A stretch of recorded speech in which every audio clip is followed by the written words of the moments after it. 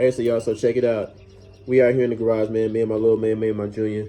That's my guy right there. Say hi, Thaddeus. Say hi. Hi. All right, boss. He over there getting all acquainted with his tools and everything, watching Too Fast, Too Furious. You know what I'm saying? I raise him right. You know what I'm saying? But he laughing. So I've got a lot of requests on, just folks want to know, how the project's coming. What's all on this car? What's this car about? Things like that, right? Well, basically, so this is a JZS160. So of course, this is a GS300. I don't like to fake the funk, and be like, hey, I got an Aristo and all this and all that, right? Like, I'm building it like an actual true TRD Aristo, heavily modified factory form. So basically, like, it'll be basically kind of like I work at BMW now, right? So what I like about tuning this car is when I'm at work and I see let me see if I can go car for car. Say if I see a 540i, right? And I'm like, oh man, 540i, that's cool. And then I see a 540i M Sport. And then I see a actual M5, right? And I'm like, dang, M5's tight. You know what I'm saying? It's wide out. It's this, it's that. The body looks good, blah, blah, blah, blah. And then you see a CS. I'm basically CSing a Toyota Aristo, right? So OEM plus plus plus, with a little bit of aftermarket touch to it. Well, actually, I say a lot of aftermarket touch to it once it's all done. But so I'm gonna try to point out everything I did in phase one. So I broke the car up into 4 phases. Phase one was complete suspension. Like, I wanted to go ahead and get the suspension done because when you're trying to dial stuff in and you want the right stance and you want the right wear on your tires, the right alignment, all that, there's a lot of moving pieces in suspension. And I didn't want to just keep jacking the car up, jacking it down, jacking it up, jacking it down, taking it over here to this shop, take it over there, move, got to find another place to do it. I was like, man, let me just take a year just getting all the stuff I need as far as getting my suspension completely dialed in the way I need. It's about 99.5%. And I say that because literally you can't see name-wise. I mean, I'll show you the part number, but really, I just need those sway bar links. Probably gonna go with figs. If I don't do figs adjustables, I'm just gonna go in there with some OEM and get that done. But so in the car, I'm gonna try to go through it as much as I can and be as in depth for you guys. All the nuts and bolts and everything, as far as like the alignment cams and everything, those are all fresh, brand new OEM Toyota. Upper control arm is a camber adjustable high clearance ZSS. The coilovers is just in there for right now. I don't really know the condition of the coilovers. I got them imported, pretty much like 99% of everything else on this car. They're imported from Japan. I have no idea what the mileage is. They don't leak or nothing like that, but I won't know what these feel like until I actually get the motor in here. But those are in there. They got a little bit more preload I can take out of them once I get the wheels on here and get it dialed in. But more than likely, those are going to come out. I'll sell them to somebody, and I'll probably put a set of PBMs in there. Speaking of PBM, you do have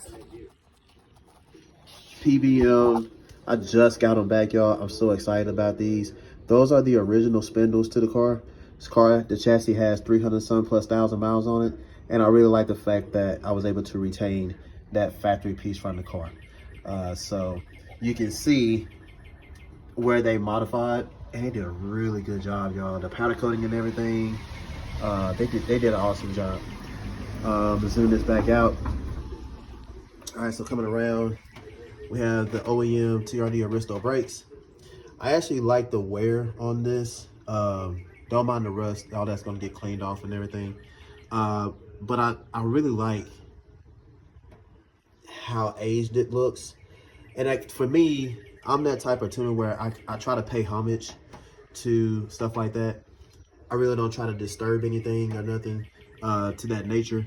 I just like it. I really like it. I mean, I'll refinish like the rotors and stuff like that, but I really just like that. The lower arms are fresh, brand new. The tie rods are OEM, fresh, brand new. Wait, I take that back. Yeah, the outer tie rods are OEM, fresh, brand new. The inner tie rods are JIC, about 5 degrees, 5 degrees of steering adjustment in there that I can take in or take out. Let's see. The ball joints are completely brand new. All right. Those are the Serial 9. Can't really tell, but those are the Serial 9 RCAs. I want to say they're either like 35 or 40 millimeter adjust. I think they're 40 millimeter. So with that, 40 millimeters has been adjusted inside this whole front suspension. And then we'll touch on that some more when you get to the rear. We have Project Mu lines. There you go. Right? I'm all about that JDM, y'all. I'll wait. I'll spend some money for some JDM stuff. I don't care. The OEM tension rods, I'm gonna fill it out and see how I like it. Anything's gonna be better than what it was with 300,000 miles on it. But ZSS makes these too, and of course, you know this is shared with a SC430 hard top convertible. A lot of this suspension in here, yeah, pretty much everything in here is also interchangeable with some other JDM chassis, but here in the States, you can use same stuff that comes on the SC430. All right, so that's a little token that you guys, for you guys that don't know, if you're not finding stuff for a GS, you can go with the SC430, the UZZ40, and get that squared away. All right, so only thing else you can't see in there, well, the little bit of gold and stuff that's in there, those are the solid bushings from Part Shop Max. I love Part Shop Max stuff, y'all. They make some nice stuff.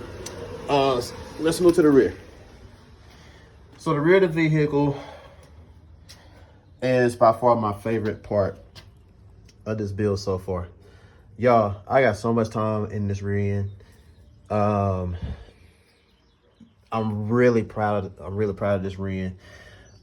It's completely brand new. Every single nut and bolt in here, the alignment cams, the nuts, the bolts, the plate washers, everything is all brand new. The only thing that's not brand new is the knuckles themselves, and the wheel bearings. Those are all still new, and the axles and the diff. All right, so outside of that, everything else is brand new. So we have ZSS uppers, traction in tow, rear lower arm, the Part Shop Max 40 millimeter raised kit for the subframe. So this subframe is 40 millimeters pushed up into the vehicle. All right. And the reason why I like this, y'all, is because I don't have to worry about, there's so much adjustability in this now, front and back. I don't have to worry about butchering up the fenders, you know, clearancing stuff like that too crazy. It's all adjustable. And I really like that about this car. So again, like I was saying in the beginning, I kind of like that aspect now that I'm at BMW and I get to see the higher horsepower cars come in. And then there was always that dilemma kind of back in the day when we were like, you know, when is Lexus going to do something that can compete with BMW or compete with Mercedes or something like that, right? Well, it's okay. As long as you're knowledgeable and, of course, you got the money to spend and you're patient, you can build something as old as the JZS.